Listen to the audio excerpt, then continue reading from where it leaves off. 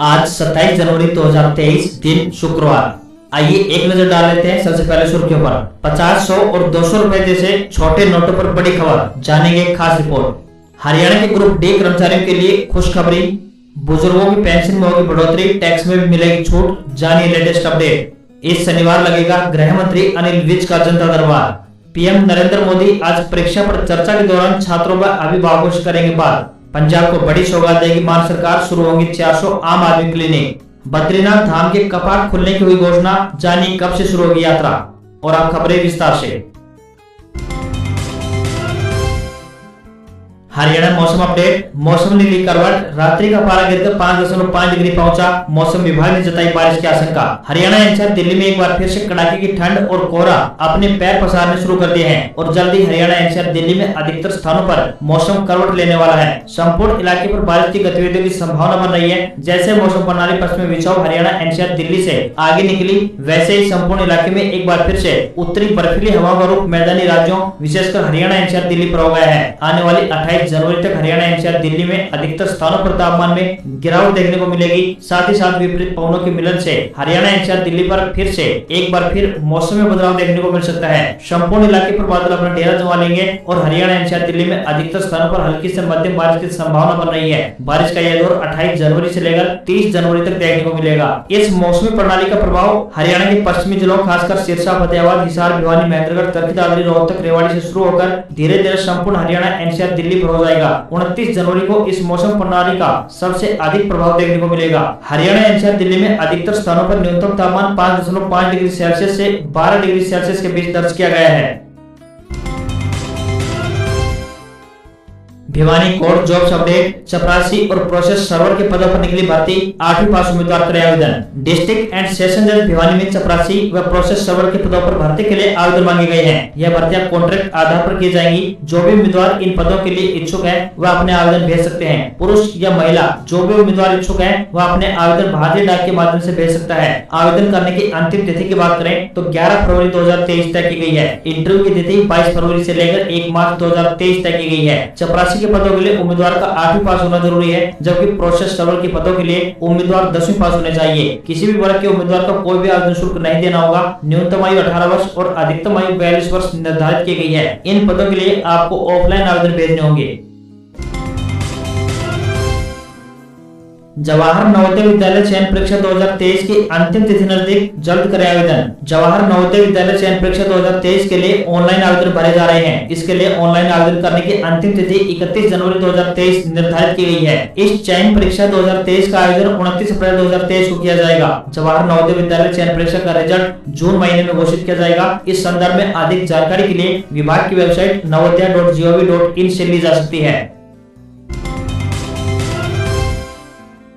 जींद में आयोजित किसान महापंचायत में उमड़ी भीड़, राकेश टिकैत बोले देश में बीजेपी नहीं कंपनी की सरकार। गणतंत्र दिवस के दिन जींद में संयुक्त किसान मोर्चा के आह्वान पर नई अनाज मंडी में किसान महापंचायत का आयोजन किया गया। इस महापंचायत में तीनों कृषि कानून रद्द हो, एमएसपी को कानूनी जामा पहनाया जाए, स्वामीनाथन आयोग की रिपोर्ट लागू हो, किसानों का कर्ज माफी व 26 जनवरी को गिरफ्तार किए गए निर्दोष किसानों को रिहाई की मांग समेत 5 प्रस्ताव पास किए गए। महापंचायत में भारतीय किसान यूनियन के राष्ट्रीय प्रेस प्रवक्ता राकेश टिकैत ने किसानों से आह्वान किया कि वे किसी भी अगले कदम के लिए तैयार रहें। उन्होंने सरकार व केंद्र सरकार से किसानों की मांगे जल्द मानने को कहा। हरियाणा, पंजाब, उत्तर प्रदेश, राजस्थान, उत्तराखंड समेत कई राज्यों से हजारों की संख्या में किसान पहुंचे। इसके अलावा इस महापंचायत में बीकेयू के राष्ट्रीय महासचिव युद्धवीर सिंह, पंजाब के जोगिंदर उग्राह समेत कई बड़े किसान नेता पहुंचे। सभी नेताओं ने केंद्र की बीजेपी सरकार के खिलाफ जमकर भाषणबाजी की। राकेश टिकैत ने अपने संबोधन में कहा कि देश में बीजेपी नहीं बल्कि कंपनी की सरकार चल रही है। इस सरकार में जो ज्यादा दाम लगाता है उसी की चलती है। उन्होंने कहा कि आगामी 9 फरवरी को कुरुक्षेत्र में संयुक्त किसान मोर्चा की एक मीटिंग होगी। उसी में दिल्ली में होने वाले प्रदर्शन की तारीख यानी 15 मार्च से 22 मार्च के बीच तय की जाएगी।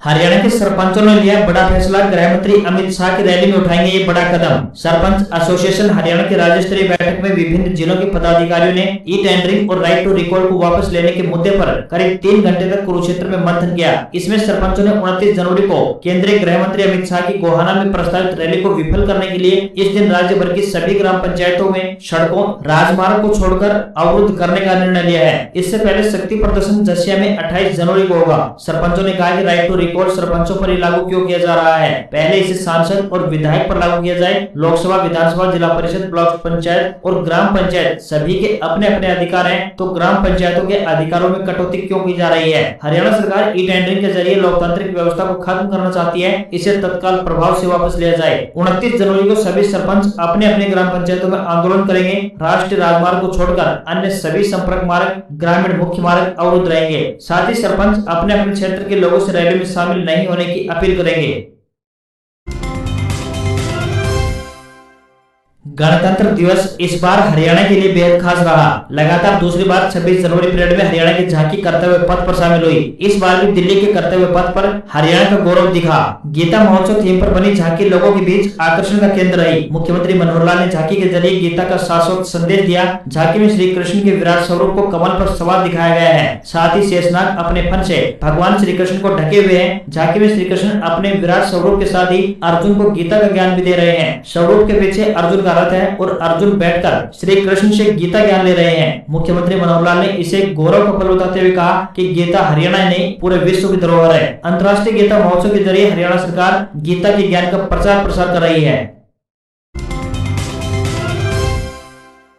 हरियाणा के ग्रुप डी कर्मचारियों के लिए बड़ी खुशखबरी, ट्रांसफर ड्राइव पॉलिसी पर आया ये फैसला। हरियाणा सरकार ने हरियाणा ग्रुप डी कर्मचारी 2018 के तहत ग्रुप डी कर्मचारियों के लिए ट्रांसफर ड्राइव पॉलिसी को अंतिम रूप दे दिया है। इस संबंध में मुख्य सचिव संजीव कौशल द्वारा सभी प्रशासनिक सचिवों और विभाग प्रमुखों को एक पत्र जारी किया गया है। एक सरकारी प्रवक्ता ने इस संबंध में जानकारी देते हुए बताया कि तबादला अभियान के संबंध में हरियाणा ग्रुप डी कर्मचारी अधिनियम के तहत आने वाले ग्रुप डी कर्मचारियों के स्थानांतरण अभियान के संबंध में सभी विभागों से टिप्पणियां और सुझाव प्राप्त हुए थे। अब इस नीति को अंतिम रूप दिया गया है। समय के साथ यह भी पाया गया है कि कुछ कर्मचारियों को उनके गृह नगरों से दूर तैनात किया गया है, जिसके कारण वे अपने कर्तव्यों का ठीक से निर्वहन नहीं कर पा रहे थे। उनकी कठिनाइयों को ध्यान में रखते हुए राज्य सरकार ने कॉमन कैडर के सभी ग्रुप डी कर्मचारियों के लिए एक स्थानांतरण अभियान शुरू करने का निर्णय लिया है, ताकि उन्हें उनके गृह नगर के निकट एक कार्यालय में और एक उपयुक्त पद पर पोस्टिंग यानी एडजस्टमेंट का अवसर दिया जा सके। इस अभियान में कर्मचारियों को उसके द्वारा चयनित 3 जिलों में से किसी एक जिले में प्राथमिकता के आधार पर स्थानांतरित करने का प्रयास किया जाएगा।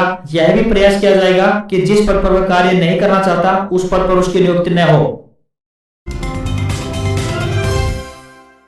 बीजेपी की मुश्किलें बढ़ा सकते हैं किसान, अमित शाह की गोहाना रैली में सांप और बिच्छू छोड़ने की धमकी। गन्ने के भाव में बढ़ोतरी को लेकर हरियाणा के किसान लगातार प्रदर्शन कर रहे हैं। हालांकि सीएम मनोहर लाल ने भाव में 10 रुपए प्रति क्विंटल की बढ़ोतरी के प्रस्ताव को मंजूरी दे दी है, लेकिन किसानों ने इस बढ़ोतरी को भद्दा मजाक बताया है। भारतीय किसान यूनियन चढ़ूनी ग्रुप के बैनर तले प्रदर्शन कर रहे किसानों ने सरकार को चेतावनी देते हुए कहा है कि जल्द ही उनकी मांगों को यदि पूरा नहीं किया गया तो उग्र प्रदर्शन करने में ज्यादा देर नहीं लगेगी। वहीं 29 जनवरी को सोनीपत के गोहाना में होने वाली अमित शाह की रैली को लेकर भारतीय किसान यूनियन पानीपत के जिला अध्यक्ष सुधीर जाखड़ के एक बयान ने भारतीय जनता पार्टी की मुश्किलें बढ़ा दी हैं। उन्होंने कहा कि अमित शाह को हरियाणा में घुसने से रोकने के लिए हर संभव प्रयास किए जाएंगे। यदि फिर भी किसी तरीके से अमित शाह गोहाना रैली में पहुंच जाता है तो इसके लिए रणनीति तैयार कर ली गई है। गोवा से जहरीले सांप और बिच्छू मंगवाए गए हैं, जिन्हें रैली स्तर पर छोड़ा जाएगा। सुधीर जाखड़ ने कहा कि अमित शाह की रैली को विफल बनाने के लिए किसानों ने पूरी तैयारी कर ली है। उन्होंने कहा कि गन्ने के भाव में 10 रुपए प्रति क्विंटल की बढ़ोतरी ऊंट के मुंह में जीरे के समान है। 50, 100 और 200 रुपए जैसे छोटे नोटों पर बड़ी खबर, आरबीआई जारी कर सकता है जरूरी गाइडलाइन। देश में छोटे नोटों की दिक्कत को दूर करने के लिए आरबीआई यानी रिजर्व बैंक ऑफ इंडिया की तरफ से एक खास कदम उठाया जाएगा। आपने देखा होगा कि कई बार आप खुले नोट यानी चेंज को लेकर काफी परेशान हो जाते हैं। कई बार तो आपको छोटे नोट मिलते ही नहीं है। एटीएम से भी लोगों को बहुत छोटे नोट नहीं मिल पा रहे हैं, जिस वजह से लोगों को कई प्रकार की परेशानियों का सामना करना पड़ता है। इस प्रकार की कई शिकायतें भारतीय रिजर्व बैंक यानी आरबीआई के पास पहुंची है। इसी तरह से आरबीआई की तरफ से एटीएम में अब छोटे नोटों की संख्या बढ़ाने पर विचार किया जा रहा है। रिजर्व बैंक ऑफ इंडिया यानी आरबीआई ने एटीएम में 100 और 200 रुपए के नोटों की संख्या बढ़ाने के लिए एक गाइडलाइन जारी कर सकता है। इसके अलावा आरबीआई यूपीआई आधारित एटीएम लगाने पर भी विचार कर रहा है। हरियाणा में शुगर मिलों के बाहर किसानों का धरना खत्म, गन्ने का रेट बढ़ाने को लेकर हो रहा था प्रदर्शन। हरियाणा में शुगर मिलों के बाहर चल रहा किसानों का धरना खत्म हो गया है। कुरुक्षेत्र की सैनी धर्मशाला में गुरुवार को भारतीय किसान यूनियन की प्रदेश स्तरीय अहम बैठक हुई, जिसमें गन्ना किसानों ने भाग लिया। बैठक की अध्यक्षता गुरनाम सिंह चढ़ूनी ने की। बैठक में फैसला लिया गया कि आज से ही किसानों का आंदोलन खत्म होगा। जेल में चल रही संयुक्त किसान मोर्चा की बैठक में गन्ने के रेट को लेकर जो भी फैसला लिया जाएगा उसका भी समर्थन किया जाएगा। गुरनाम सिंह ने पत्रकारों से बातचीत में कहा कि सरकार ने गन्ने के रेट 10 रुपए प्रति क्विंटल बढ़ाए हैं। हालांकि ये वृद्धि बेहद कम है, लेकिन किसानों की जीत है। अब किसान अपने गन्ने को ज्यादा दिन तक नहीं रख सकते। जनहित में फैसला लिया गया है कि मिलों के बाहर चलाया जा रहा धरना खत्म किया जाए। आज से धरना खत्म किया गया है और मिलें चलने में अब कोई बाधा नहीं आएगी। बुजुर्गों की पेंशन में होगी बढ़ोतरी, टैक्स में भी मिलेगी छूट। जानिए लेटेस्ट अपडेट। केंद्र सरकार गरीबों, महिलाओं, किसानों और बुजुर्गों सहित सभी वर्गों को कुछ राहत देने की तैयारी कर रही है। देश का बजट आने में अब कुछ ही दिन शेष बचे हैं और इस बार सरकार बुजुर्गों के लिए कुछ ज्यादा ही बड़ी खुशखबरी लाने जा रही है। साल 2023-24 के केंद्रीय बजट से पहले कुछ एनजीओ ने देश की बढ़ती बुजुर्ग आबादी की बेहतरी के लिए कुछ सुझाव दिए हैं, जैसे वृद्धावस्था पेंशन में वृद्धि, आयकर में अधिक राहत और अक्सर उपयोग की जाने वाली सेवाओं और उत्पादों पर जीएसटी छूट। गेहूं की कीमतें छू रही हैं आसमान। 2100 से बढ़कर हुआ 33 रुपए प्रति क्विंटल भाव। एक और जहां पड़ोसी देश पाकिस्तान में आटे के लिए घमासान मचा हुआ है, तो वहीं भारत में भी गेहूं की किल्लत बढ़ती हुई नजर आ रही है। इसका असर ये हो रहा है कि गेहूं के दाम आसमान पर पहुंचते जा रहे हैं और कीमतें बढ़ने के साथ ही मंडियों में इसका स्टॉक खत्म होता जा रहा है। दूसरे शब्दों में कहें तो मंडियों से गेहूं गायब होता जा रहा है। डीलरों और किसानों की माने तो सप्लाई के लिए सरकार द्वारा अतिरिक्त स्टॉक जारी करने में देरी और पिछले साल की पैदावार की कमी से घरेलू बाजार में कीमतें नए रिकॉर्ड स्तर पर पहुंच गई है। दुनिया में गेहूं के दूसरे सबसे बड़े उत्पादक भारत में इसका भाव सरकार द्वारा तय यानी एमएसपी से ऊपर पहुंच गया है। दिल्ली और उत्तर प्रदेश में इसका दाम 32 रुपए प्रति क्विंटल के करीब तक पहुंच गया है। बता दें कि 2023 के लिए गेहूं के लिए एमएसपी 2125 रुपए प्रति क्विंटल तय किया गया था। 27 अप्रैल को खुलेंगे बद्रीनाथ धाम के कपाट। 12 जनवरी को होगी गाड़ू घड़ा तेज कलश यात्रा। 4 महीने बाद शुरू होगी 4 धाम यात्रा। हिंदुओं के तीर्थ स्थलों में शामिल बद्रीनाथ धाम के कपाट 27 अप्रैल को सुबह 7:10 पर खुलेंगे। गाड़ू घड़ा तेज कलश यात्रा 12 अप्रैल को होगी। बद्रीनाथ केदारनाथ मंदिर समिति ने बताया कि नरेंद्र नगर के राज दरबार में बसंत पंचमी के मौके पर आयोजित धार्मिक समारोह में पंचांग गणना की गई, जिसमें दोनों तारीखें तय की गई है। पिछले हफ्ते उत्तराखंड के मुख्यमंत्री पुष्कर सिंह धामी ने बताया था कि अगले 4 महीने में 4 धाम यात्रा शुरू हो जाएगी। इस शनिवार लगेगा गृह मंत्री अनिल विज का जनता दरबार। हरियाणा के गृह स्वास्थ्य मंत्री अनिल विज का जनता दरबार इस शनिवार दिनांक 28 जनवरी को अंबाला छावनी के पीडब्ल्यूडी रेस्ट हाउस में लगेगा। जनता दरबार में दोपहर केवल 1 बजे तक आने वाले लोगों की समस्याओं को ही केंद्रीय गृह मंत्री अनिल विज के द्वारा सुना जाएगा। गौरतलब है कि गृह मंत्री अनिल विज का जनता दरबार प्रदेश भर में प्रचलित है। जनता दरबार में प्रदेश भर से हजारों की संख्या में लोग अपनी फरियाद लेकर मंत्री के पास पहुंचते हैं। जनता दरबार में गृह मंत्री अनिल विज मौके पर ही लोगों की समस्याओं को सुनते हुए अधिकारियों को कार्रवाई के दिशा निर्देश देते हैं।